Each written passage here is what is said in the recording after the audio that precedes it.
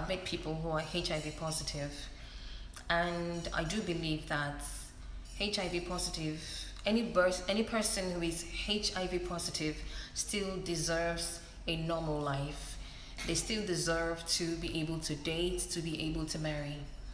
Now, one woman I spoke with who's HIV positive, she's very young, and one of her challenges that she said to me, that she told me about, is that she's not able to date right now because she's scared. She's worried, she's confused.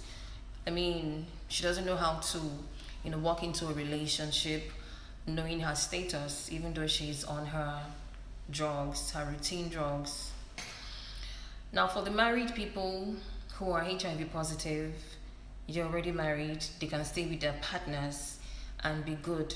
But for the single people who are HIV positive and desire a normal life, what do they do? I mean, has anyone actually thought about that? Because they are humans like you and I. I'm thinking there should be like a community, if the government can look into this idea or think of something in line. I feel like there should be a community where people who are in that family can come together, get to know themselves, and then stand a chance of walking into a relationship with people in that same group.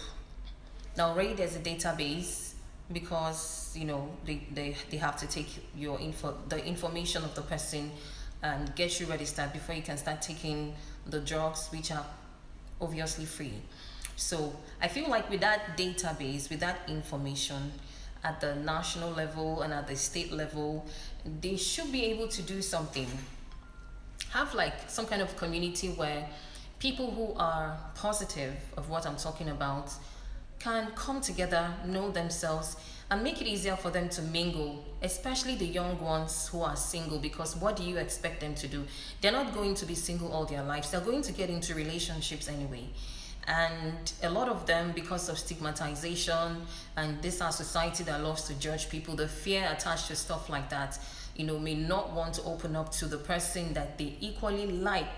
But if there's a community like that, it limits that exposure and then puts them in that circle where, and there are lots of people who are HIV positive, right? There are so many people. The figure is in millions. Okay, so that way they stand a chance of meeting people who are in that group, in that family. They have an understanding. They can also have kids without the virus, with proper guidance from medical or health professionals. That is very possible. You can look it up as well. So you see, this also could further limit the spread of the virus.